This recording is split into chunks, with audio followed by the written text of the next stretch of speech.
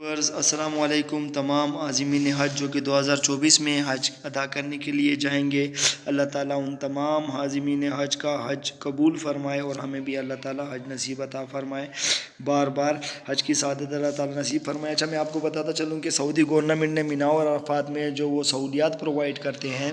جو مشاعر جنہیں کہا جاتا ہے، ان کی اپنی کیٹیگریز انہوں نے بنا دی ہیں، اور ان کیٹیگریز میں کے جو اخراجات ہیں یعنی کہ جو فیس ہے اس میں اضافہ کر دیا گیا ہے۔ مکتب کی جو کیٹیگری ہے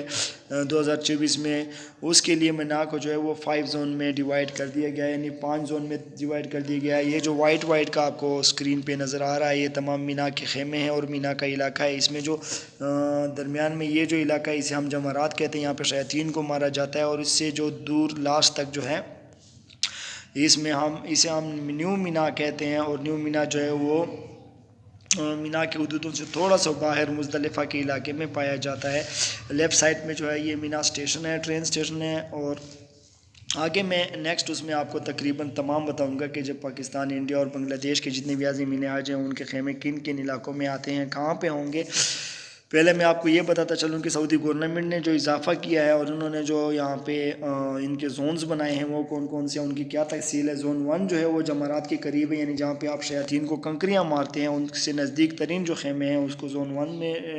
کا نام دیا گیا ہے۔ زون 2 جو ہے وہ خالد قبری سے عبداللہ کے درمیان ہوگا، قبری عبداللہ کے درمیان ہوگا، اور زون نمبر 3 جو ہے وہ ٹرین سے یہ لیفٹ سائڈ پہ جو مینا اسٹیشنز ہیں ان سے دائیں بائیں پہاڑوں پر جو جگہ رکھی گئی ہے تو اس کو زون 3 کا نام دیا گیا ہے۔ اور زون 4 جو ہے وہ قبری عبداللہ سے لے کر نیو مینا یعنی جو مزدلفے تک کا جو علاقہ ہے، یہ لاسٹ میں جو آپ کو نظر آ رہا ہے، تو یہ رائٹ سائڈ پہ یہ والا جو علاقہ ہے۔ میں نیکسٹ آپ کو فل کمپلیٹ مینا میپ کے ذریعے سمجھاؤں گا کہ پاکستانیوں کے نقشے کہاں پہ آئیں گے، لاسٹ میں آپ کو سمجھاؤں گا، میرے ساتھ رہیے گا۔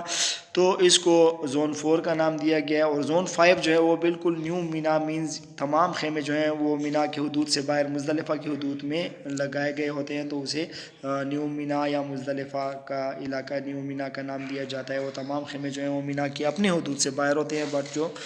سعودی گورنمنٹ نے ان کے لیے مزدلفہ میں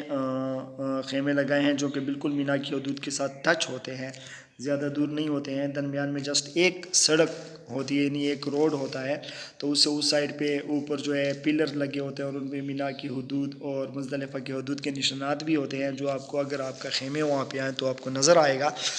اچھا، میں آپ کو بتاتا چلوں کہ سعودی گورنمنٹ نے کتنا اضافہ کیا ہے پرائسز میں، اور جو ہیں عازمین حج پہ کتنا بوجھ آ سکتا ہے اگر ان کے خیمے جو ہیں زیادہ بوجھ آ سکتے ہیں، یعنی انہیں کتنے زیادہ پیسے ادا کرنے ہوں گے سعودی گورنمنٹ کے اس احکامات کے مطابق، تو وہ یہ ہے۔ اچھا، دوسری بات میں آپ کو یہ بھی بتاتا چلوں کہ اگر وہ پرائیویٹ اسکیم کے ہیں اور اگر ریگولر اسکیم کے ہیں، دونوں کو یہ جو ہے فیس ادا کرنی ہوگی۔ زون 1 جو ہے وہ آپ کو جمرات سے قریب ترین جو علاقہ ہے اس کو زون 1 کا نام دیا گیا ہے، اور اس کو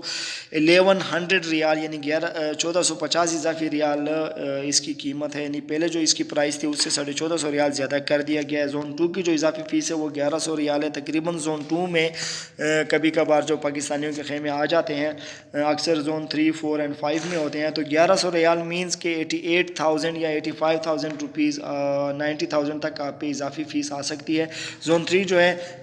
وہ 700 ریال اس کی اضافی فیس ہے۔ اگر آپ کا زون 3 میں آپ کا مکتب آیا، آپ کا خیمہ آیا، تو آپ کو تقریباً 60,000 تک اضافی فیس ادا کرنا ہوگی۔ اسی طرح زون 4 کی جو اضافی فیس ہے وہ 500 ریال ہے۔ تو زون 4 کے جو حجاج کرام ہوں گے جن کا زون 4 میں خیمہ آئے گا، تو ان کی فیس جو ہے وہ 500 ریالز مین تقریباً 40,000 to 45,000 اضافی فیس ہوگی، اور اسی طرح زون 5 کی 300 ریال مینز 24,000 to 27,000 تک ان پہ اضافی جو ہے خرچہ آ سکتا ہے۔